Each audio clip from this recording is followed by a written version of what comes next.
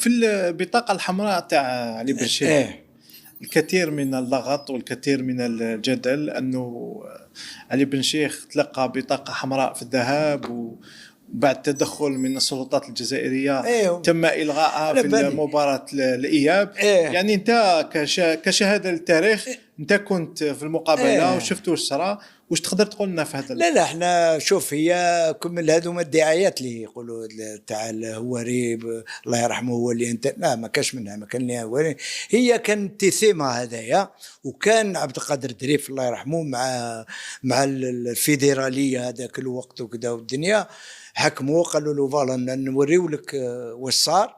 تيسيما اللي كان رئيس الكاف يعطيك الصحه، وراو له واش صار. كانوا تما على بالك كي تكون النهايه تاع كاس افريقيا كاين اللجنه تاع لاكاف كامل اللي يجوا الديليغاسيون، كانوا نشافي في الوراثي في الفندق تاع الوراثي تم اللي وراو له، قالوا له شوف محسوب الظلم واش صار لنا تما، شوف انت محسوب قلنا واش الريزلت تاعك واش وراولوا لقطات فيديو، وراولوا لقطات اللي ماركاها بيدو، واللقطات تاع كيما مع واسمو ماشي هو اللي كيما يقول لك ضرب الحاكم، هو وهاب زنير هو اللي دفع الحاكم وكذا، والدنيا بدا هو دار صاب بن شيخ وشاف باللي ما دونك هذيك هي النحاة البطاقة الحمراء. ما قال لك ماهيش ممكن نخليو البطاقة الحمراء لبن شيخ، ماشي هو اللي ضرب، نحاولوها وكيفاش ما كان لا هو ريبو مدين لا ما كاش من هذه كامل. هذه شهادة التاريخ سي عمر بطروني. في مباراة العودة منهزم في الذهاب 3-0، دخلتوا 5 جويي لقيتوا 100,000 متفرج، 120 أو 100,000 كانوا واقفين كان زمان ما كانش الكراسي يعني يعني كان سعة تاع الملعب ممكن ترفد أكثر، كانت ترفد 70، كانت ترفد 70,000 نعم.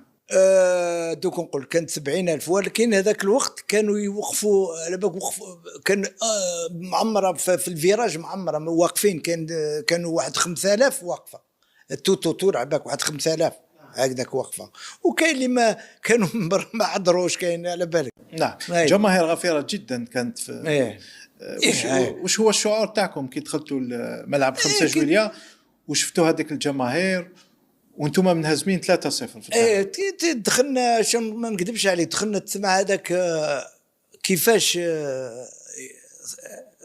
واش نقول لك ستاد هذا كيفاش الزهير ديالو هذاك يزيد فيك، يزيد على بالك تزيد تقوى فيك، تزيد تقوى انت، تزيد تشوف هذاك الشعب تزيد تقوى، تقول اليوم لازم نلعب حتى الدقيقة الأخيرة.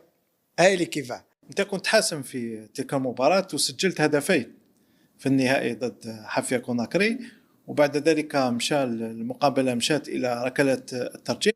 لو تذكر لنا حادثة مغادرة الرئيس الراحل هواري بومدين المباراة عندما كان يشاهد في المباراة بعد تضييع زوبير باشي على ما أعتقد لركلة الجزاء، كان غضب رئيس الراحل هواري بومدين وغادر الملعب. واش صرا اكزاكتومون في والله غير شوف، كان الرئيس الراحل الهواري بومدين على بالك كان عنده كان العرضه، كان الوزير تاع الرياضه تاع غينيا قاعد قدامه، هذا هو وكاين الناس الواحد اخرين كيما يقول لك تاع لا ليغ تاع لاكاف تاع كامل، كان ديليغاسيون اوفيسيال غير هو دونك البروتوكول على بالك البروتوكول حنايا هما غير راطا زوبير باشي ضربة الجزاء هذاك الوزير ناض وبدا يدير بيديه هكذا. كي دار بيديه هكذا الرئيس على بالك ما حملهاش، دار الخشبيه تاعو هكذايا، ضرب السيجار، كان بالسيجار ضرب السيجار هذاك تاعو من تحت طفاه وراح كمل المقابله على كل حال في القصر تاعو. في ذاك النهار استقبلنا الرئيس هو بودي. اللي تقبلنا في القصر تاعو كدا الدنيا. ما لا وجاو كامل كيما يقول لك حنايا شخصيات وكذا ولي زومباساد الوزير كامل بدا كان المدرب تاعنا ولا ديليغاسيون تاعنا البريزيدون تاعنا عبد القادر وبالامان وكامل. سلم عليهم كي قبل ما يلحق كنت انا الاخر، هو الرئيس كان يحوس عليا غير الحق ليا جا ليا عنقني هكذا قال لي روح لهنا السبع ديالي روح. ومن بعد كي لحقنا في الصالون قعدنا في الصالون كذا الدنيا قال لي ريح قدامي قلت له ريح باش عندي هضره معك. قلت له نعم سيد الرئيس. قال لي علاش كيفاش هذا تسجل انت تريح كل يوم تسجل مع الاخر حبيت تحبس قلوب الجزائريين ولا واش؟ قلت له يا سيدي الرئيس قلت له هذا هو قلت له على بالك قلت له لازم تكون وين باش تسجل لازم تكون في هذاك المضرب، وجيت كنت في المضرب هذاك لانه هو كان عاش نهائي 75 ضد المنتخب الفرنسي. كان عاشوا على الاعصاب يعني في المنصه الشرفيه، وكان يريد فوز المنتخب الوطني باي ثمن، وزاد عاش نفس السيناريو مع المولوديه في نهائي ضد حافيه كوناكري. بعد التتويج بالثلاثيه عمر بطروني كنت تلقيت دعوه من فريق ريال مدريد الاسباني، مشيتوا رحتوا لعبتوا دوره شارك فيها المنتخب الايراني. كان ذاك البدايه تاعو كان وثم مارادونا تانيك معاهم، ارجنتين ريال مدريد وحنا وفريق مولودية الجزائر كممثل للقاره الافريقيه. كيفاش كانت هذه التجربه؟ مشيتوا لسانتياغو برنابيو، كيفاش تقبلوكم تما انتم كلاعبين تلعبوا هنا في الجزائر؟ رحتوا للملعب كبير للفريق عملاق الجماهير الاسبانيه المتعطشه. كيفاش احكي لنا كيفاش كانت التجربه هذه يا خويا؟ احنا لحقنا واش نقول لك، لحقنا لتما حبطنا من البيس داونا الفندق هذاك رايع وين كانوا. كي لحقنا شفنا الفريق تاع ارجنتين هذا لابسين بالك حتى السيراتمون الدنيا الايرانيين كذا الدنيا، وحنا رحنا شغل سيفيل على بالك شغل كي نتفكرها. وكي شاف مسكين عبد القادر الله يرحمه شاف هكذاك تم حكم حميد زوبا طبيب بن مرابط كاياس هذاك الصوانير تاعنا، قال لهم لازم نروحوا، راحوا المونوبري جابوا لنا شراو البسه جديد باش تمدوا يعني صوره مشرفه للفريق الجزائري. يا ومن بعد باش جابوا لنا طلعوا لنا الشومبرات بداو عطاونا لي سيرفيتمون لبسناهم وحبطنا بهم شويه. اي والله باش تحملوا التشومون تاع الجزائريين كومام رحنا كامل سيفيل الحق.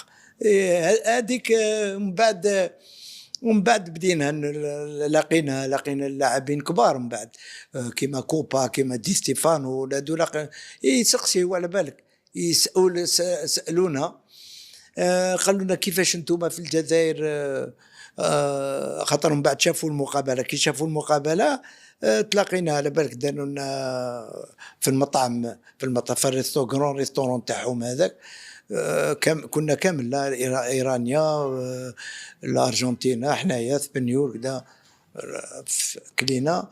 ومن بعد سالونا قالوا لنا وين وكيفاش انتوما بروفيسيونيل كيفاش؟ قلنا لهم احنا ماشي بروفيسيونيل اماتور احنا. قلنا بصح كيفاش تخلصوا كذا؟ قلنا ما نخلصوا فهمنا خلعوا على بالك خلعوا.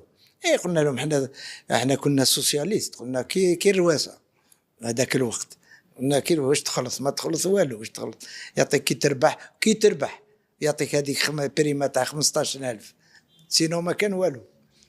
كثير من اللاعبين ياكدوا واش تقول انه احنا يقولوا احنا سنوات السبعينات الثمانينات احنا في وقتنا ما كناش نخلصوا ما كناش ندو دي بريم كبار ما كناش، ولكن كاين بعض اللاعبين كانوا يستفادوا من سكنات اجتماعيه من كاين بعض اللاعبين استفادوا يعني.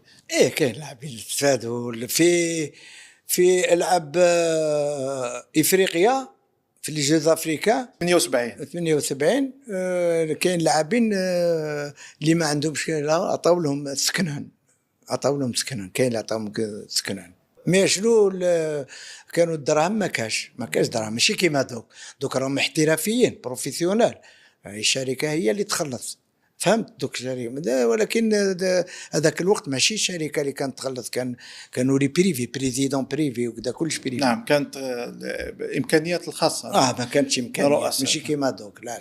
ولكن كانوا مسيرين واقفين على ما شنو الفرق مسيرين يحبوا الفريق، مسيرين تاع يحبوا الفريق، يقعدوا معك كي تلعب بالاشبال، انا نقول لك شبال من الصباح وهما معك حتى اللي سينيور، باش يروحوا كي تكون تدرب، يكونوا المسيرين يكونوا هم يتفرجوا في التدريب تاعك، كانوا يتبعوا الحق هذاك الوقت. عمر بطروني بعد مسيرة حافلة سنوات السبعينيات مع البلودية توجت بالعديد من الألقاب في البطولة، الكأس، كأس أفريقيا، الكأس المغاربية.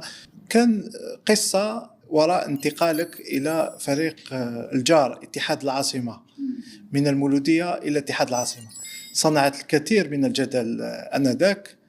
حبذا لو تذكرنا بالتفصيل يعني ما يجب أن يقال في هذه القصة.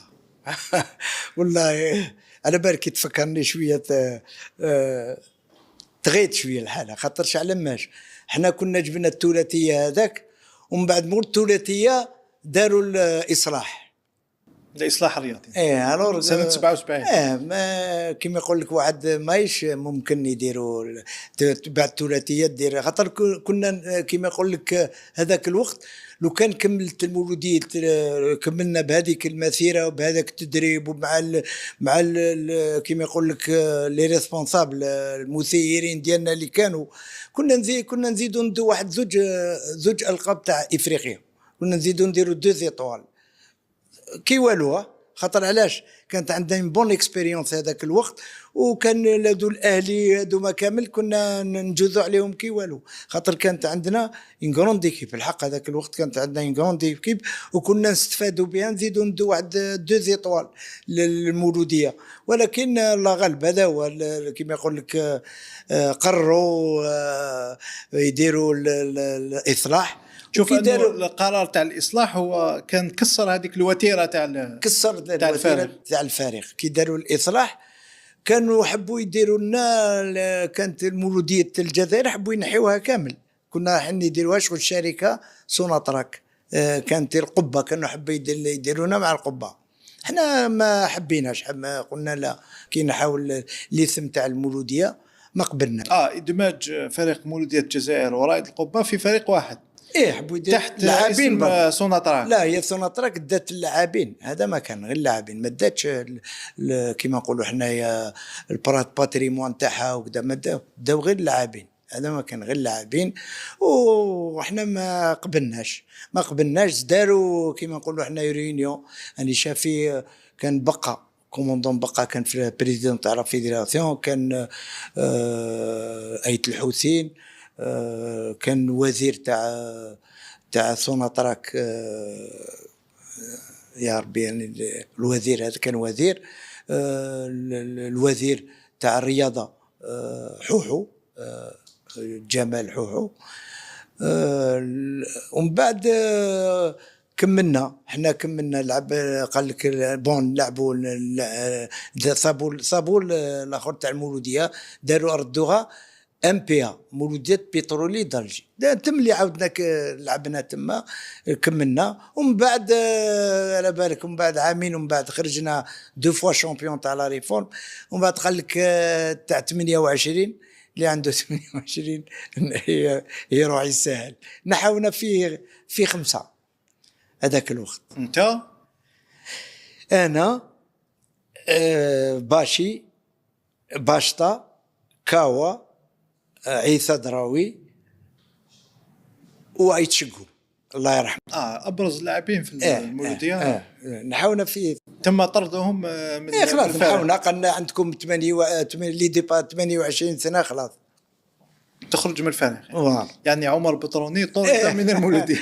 اي والله، ومن بعد حبسنا، ومن بعد انا حكمت، كنت ندرب الفريق الاشبال لكادي تاع المولوديه. شحال قعدت ما لعبتش؟ عام ما لعبتش بدون منافسه. انا عام ما لعبتش.